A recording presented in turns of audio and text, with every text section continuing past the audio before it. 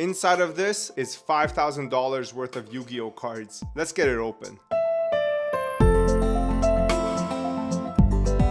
Alright, before we start, I just want to give a huge shout out to Quentin. The brother is the one that I did the trade with. I'm going to throw up his Instagram and YouTube. He does box breaks and stuff like this. So if you want to see him open up some hobby booster boxes, I'm going to link him in the description in the pinned comment. So definitely check him out. Alright, so this is the package right here. I unboxed it off camera. Recently, I made a trade with someone on Instagram for my SOI first edition hobby box as well as a YuGiOh first edition PSA 10. This is their part of the trade. I thought it was like a pretty decent, fair trade in my opinion, so I went ahead with it. I was able to check off a lot of the cards. So initially, I went in with like around a $4,000 to $5,000 evaluation for this card specifically right here. But because my part of the trade went over the value of like this card, he ended up tossing in some stuff. They weren't really selling like on his end, so he's like, all right, I'll add these as like trade baits. So that's basically how we closed the deal. Now, the main thing that I traded for is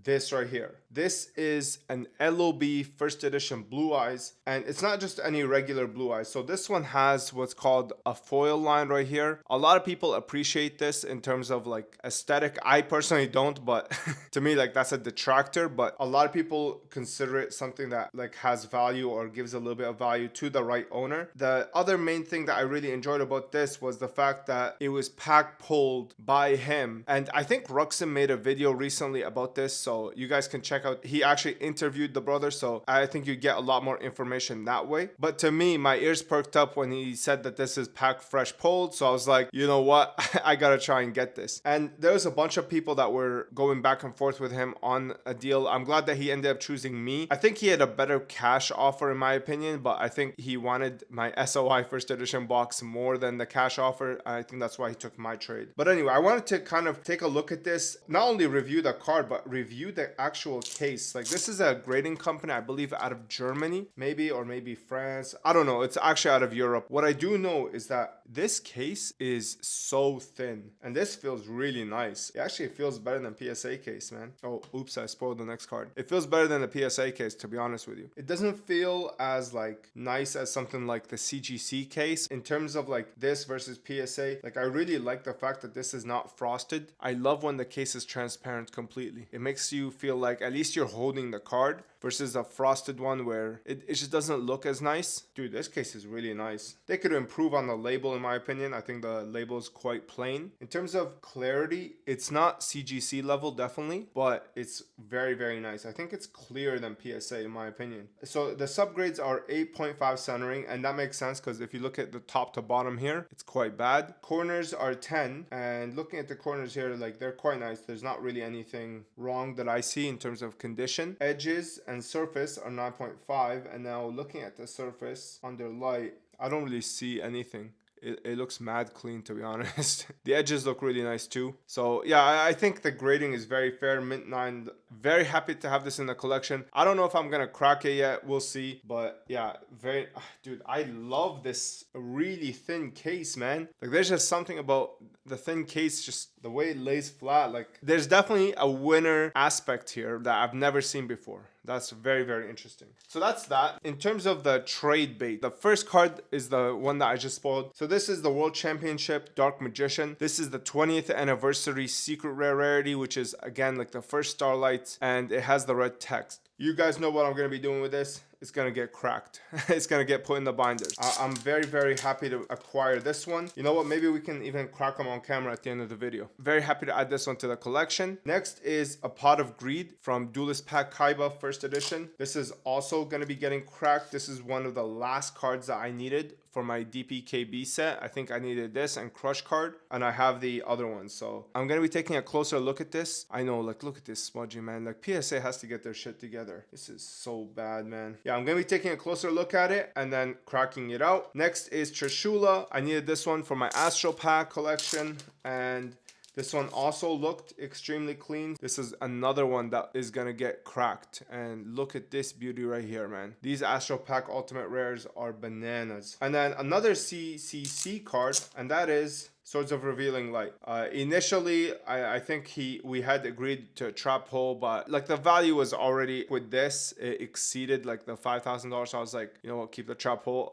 It's not really worth that much anyway. I think there was a miscommunication error. I don't know. I didn't want the deal to fall through. I definitely wanted the blue eyes more than anything. So I'm happy about that. And the fact that I was able to get a lot of cards that I can check off my list now is a really nice treat. That's pretty much the trade. Let me know how you think I did overall. Again, like this has zero shot at being PSA. If I was to send this to PSA, it would probably be 7 to 8, to be honest with you, with this condition. So the fact that we're dealing with subgrades here definitely saved it. But yeah, I mean, overall, I think I got pretty good value for what I traded. These are very hard cards to come by in like mint conditions. I'm quite pleased overall with the trade. Man, look at how nice this looks. Holy smokes.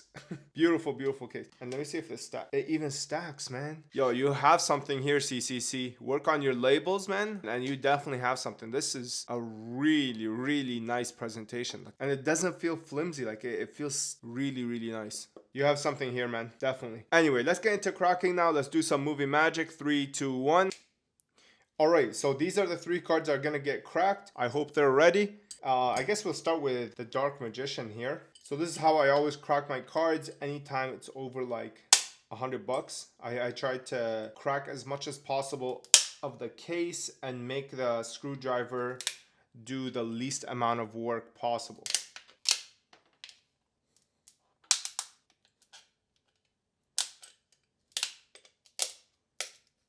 So this card right here goes for around like, right now it's like dropped quite a bit. It used to go for a ton, but recently PSA 9s and RAWs have been selling for about like 200, maximum $300. So I think it's time to pick one up. Take a look at the back.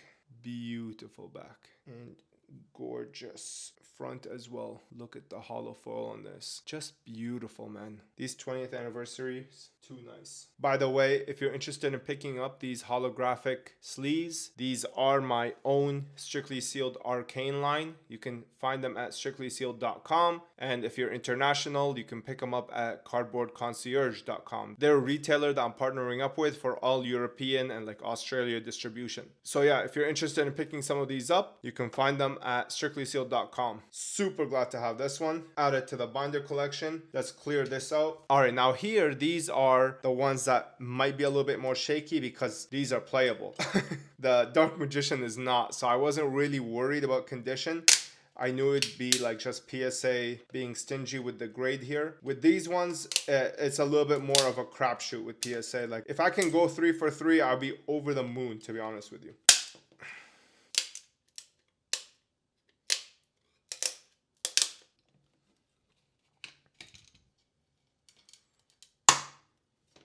Moment of truth. Come on, let's see. So there is like the imprint, but this is kind of normal on these cards because the emboss is so heavy. The front has no issues. The back has a couple of print lines. I think this definitely deserves the PSA 9. I'll be happy with this in the binder. What I found is the best combination is whatever the background of the card is here, not the green part, the background here. If you can put a sleeve that matches that, it just makes everything pop. Yeah, look at this. And these are the Arcane Reds. Yeah, beautiful. Oh my goodness. Super happy to check this one off. And then we come to the last and probably most playable card here. And that is Trishula, Dragon of the Ice Barrier. I absolutely love this card. I think it's one of the most beautiful cards in the game. So the reason I stopped cracking here is because you can see the crack has reached the card area. So you don't want to take any more risks. It's better to just move on to the next side.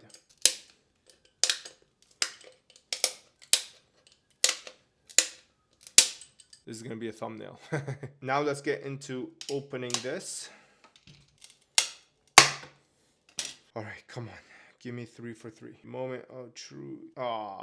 I mean, okay, this has serious scratches here. So you can see that it has like scratches going in and out. It's unfortunate. I mean, I knew I wouldn't go 3 for 3 here. I knew like one of them was going to be LP. No, this is definitely not LP. I think it's definitely near mint, but it's just not my level of quality, I guess. I would just like a little bit more minty. But for now, I think it would do a pretty good job being a placeholder. And that is Trishula. Actually, let's take a look at this card before we sleeve it up so that we can see just how beautiful it is. Look at this. Like, this is just bananas in my opinion. Crazy card right here. Very happy with these two. These two are absolutely mint. And then this one I would say is like near mint. So yeah, that's pretty much it. That's the big deal I've been cooking up. We got an LOB first edition Blue Eyes, pack fresh pulled, way off center. Swords of Revealing Light, pack fresh pulled as well. And then we have these three masterpieces of cards. Absolutely love this thing, man. Holy shit. And then this is beautiful too. And then you have Trish right here. Yeah, so again, if you want to support the channel, you can pick yourselves up some arcane sleeves. I also have cardware binders that I have available on strictlysealedinc.com. Again, thanks for watching, guys. I hope you enjoyed and I hope you learned something. I'll see you in the next one. Peace.